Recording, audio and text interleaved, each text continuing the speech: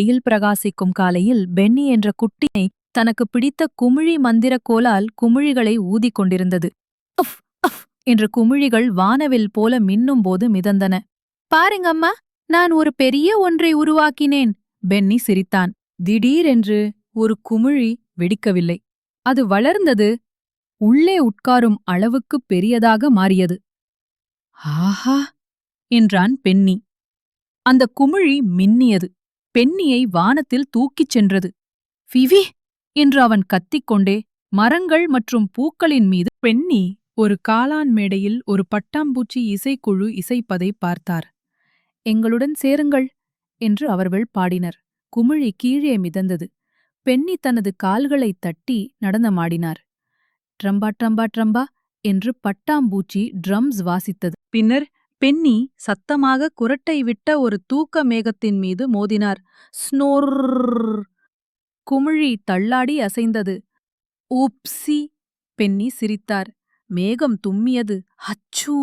குமிழி வேகமாகப் பெருகியது. சூரியன் மறையத் தொடங்கியதும் குமிழி மெதுவாக பென்னியை அவனது தோட்டத்திற்குள் மிதக்கச் செய்தது. பாப்! மெதுவாக கீழே விழுந்ததும் குமிழியை விட்டுச் சென்றது. அம்மா, நான் வானத்தில் பறந்தேன்! அம்மா சிரித்தாள். உன் மாய குமிழியுடன் எல்லாம். பென்னி கொட்டாவி விட்டாள். நான் நாளை மீண்டும் செல்லலாமா? ஒரு தூக்கத்திற்குப் பிறகு குட்டிப் பறவை. பென்னி மேலே மிதக்கும்போது முழுக்க முழுக்க குமிழிகால் ஆன மிதக்கும் மிருகக் காட்சி சாலையைக் கண்டான். ஒவ்வொரு குமிழியின் உள்ளேயும் ஒரு சிறிய சிரிக்கும் விலங்கு இருந்தது. ஒரு பாண்டா சிரிக்க வைக்கிறது, ஒரு குரங்கு முத்தங்களை ஊதுகிறது, மற்றும் வானவில் சன்கிளாஸ்கள் அணிந்த ஒரு சிங்கம் மெதுவாக வர்ஜிக்கிறது. வணக்கம்! பென்னி கை அசைத்து சிரித்தார்.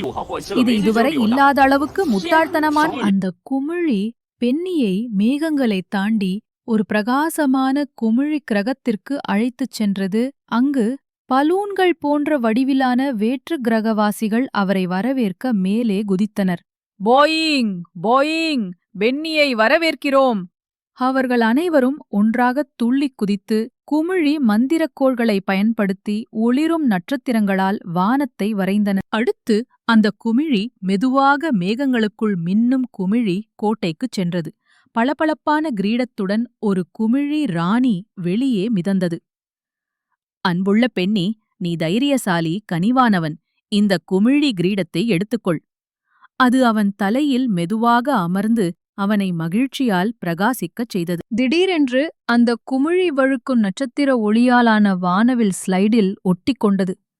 வீ வீ வீ! பென்னி காற்றில் சுழன்று கீழே சறுக்கினான். சுழல்கள் மற்றும் சுழல்களை பெரிதாக்கும்போது அவனை சுற்றி வண்ணங்கள் சுழன்றன. அந்த குமிழி ஒரு மிதக்கும் சிற்றுண்டிக் கடையில் நின்றது. குமிழி ட்ரீட் பாருக்கு வரவேற்கிறோம் என்று ஒரு ஜெல்லிபீன் அணில் பாடியது. பென்னி பஞ்சு மிட்டாய் மேகங்கள், பபிள்கம் பெரிகள் மற்றும் தாலாட்டு பாடும் மிதக்கும் டோனட்டை சாப்பிட்டார். அவர் ஒட்டும் கன்னங்களுடன் சிரித்தார். கடைசியில் குமிழி நிலவின் அருகே நின்றது. அது கனிவாக சிரித்தது. வீட்டுக்குப் போக வேண்டிய நேரம் இது குட்டி. அது கிசுகிசுத்தது. நட்சத்திரங்கள் மின்னின. பென்னி தனது புதிய நண்பர்கள் அனைவருக்கும் கையசைத்து பின்னர் மெதுவாக பூமிக்குத் திரும்பி பாதுகாப்பாகவும் மகிழ்ச்சியாகவும் மிதந்தார்.